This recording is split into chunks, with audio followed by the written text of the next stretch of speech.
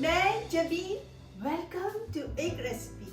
आज हम बनाने जा रहे हैं यखनी पुलाव और पुलाव जो आप कहना चाहें। दो रीजन, एक तो मुझे पुलाव बहुत पसंद है जनाब, और दूसरा कि हम ऑलरेडी जर्दा अपलोड कर चुके हैं और जर्दा बगैर पुलाव के ना ना ना ना ना। तो चले बनाते हैं पुलाव ताकि मिला के खाएं जर्दे के साथ।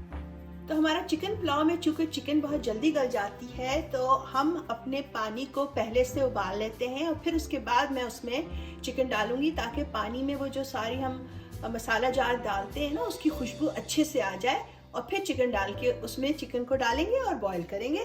तो यहाँ पे जो हमारे पास मसाले हैं वो कुछ यूँ हैं कि हाफ अनियन, और मैंने उसका स्किन भी रिमूव नहीं किया because it's okay, it's just soup में जा रहा है। और इसके अलावा 3 पीसेस जो हैं वो जिंजर के हैं, 8 से 10 हमारा गार्लिक क्लोव है, और यहाँ पे कुछ गरम मसाला, 2 बड़ी इलायची, 4 से 5 छोटी इलायची, 1 cinnamon stick, half teaspoon काली मिर्च, 2 तेजपात और 2 ही बादियान के फूल हैं।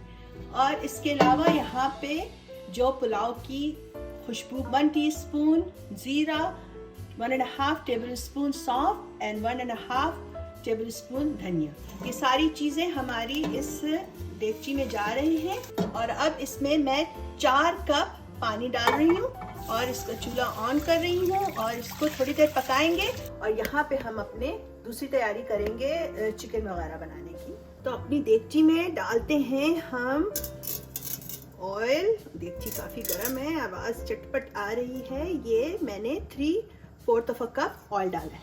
अब इस ऑयल में मैं 1 स्मॉल अनियन जो कि मैंने थिनली स्लाइस किया हुआ है ये डाल रही हूँ। इस अनियन को हम ब्राउन करेंगे, गोल्डन ब्राउन, और फिर उसके बाद कंटिन्यू करेंगे। तो हमारी ये अनियन देखें कितना अच्छी सी गोल्डन फ्राई हो गई है। अब हम इसमें ये काला ज़ीरा या शाही ज़ीरा जो भी आप कहना चाहें, ये 1 टीस्पून ये डाल रही हूँ। साथ ही हमारे पास ये बोन इन चिकन है 1 kg, 2 पाउंड 1 kg, ये भी डाल।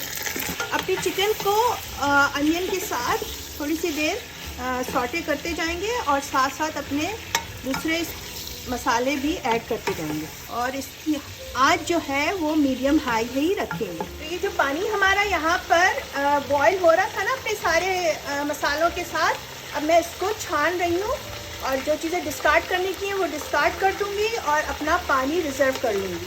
अब अपनी इस चिकन में मैं लहसुन और अदरक डालने लगी हूँ। यहाँ पे मेरे पास 1 टेबल स्पून जिंजर पिसा हुआ और 1 टेबल स्पून गार्लिक पिसा हुआ है, ये मैं ऐड करने जा रही हूँ। अब इसमें 1 टीस्पून गरम मसाला और 1 चिकन क्यूब ऐड कर रही हूँ। इसको भी थोड़ी देर सॉटे करेंगे। और अब डाल रही हूँ 1 टेबल स्पून सॉल्ट। चूल्हे को करते हैं हल्का क्योंकि अब टाइम आया है योगर्ट डालने का। ये 1 कप योगर्ट है, ये भी इसमें डाल रही हूँ। थोड़ा सा करते हैं इसको मिक्स, फिर अपने आँच को दोबारा से तेज करेंगे। तो हमारी चिकन यहाँ पे मैंने 2 मिनट सिर्फ इसको योगर्ट में पकने दिया है। हम इसको गला नहीं रहे हैं क्योंकि अभी तो हमने इसको उस पानी में गलाना है जो हमने निकाला हुआ है ना, पानी इन्फ्यूज़ किया हुआ वो यहाँ पे मेरे पास मौजूद है। और ये 4 कप है, लेकिन मैं 4 कप अभी नहीं डाल रही, मैं सिर्फ अभी 2 कप डाल रही हूँ। थोड़ा सा मिक्स करते हैं और इसको 15 मिनट्स के लिए पकने देते हैं इस पानी में। तो जनाब 15 मिनट के बाद खोलते हैं इसको और अब टाइम आया है इसमें चावल डालने का। तो हमारे 2 पाउंड चिकन थी और यहाँ पे मेरे पास 2 कप मैंने चावल लिए थे और उनको सोक किया है। ये सीला बासमती राइस है और ये अब मैं डाल रही हूँ।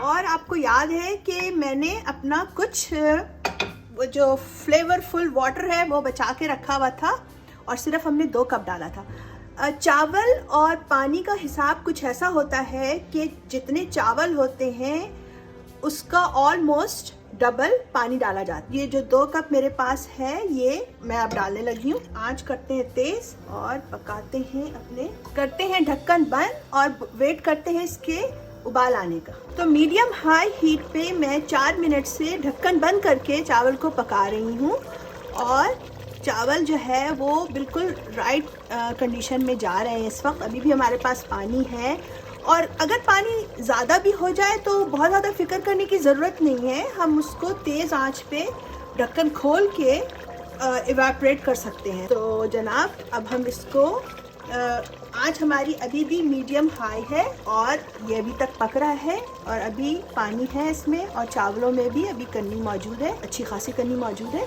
तो अब मैं आपको दिखाऊंगी कि किस वक्त हमने इसको दम पे रखना है। तो हमारे अभी स्टिल 1 मिनट रहता है, 4 मिनट के लिए हमने दोबारा बंद किया था ना, तो अभी स्टिल 1 मिनट रहता है और मैं देख रही हूँ कि we can go for 1 more minute। तो आफ्टर 5 मिनट्स हमने इसका ढक्कन खोला और अब हमारे चावल इस कंडीशन में हैं और पानी भी कम हो गया है। और चूँकि ये सीला राइस है इसीलिए सेफ है कि टूटेंगे नहीं इतनी जल्दी।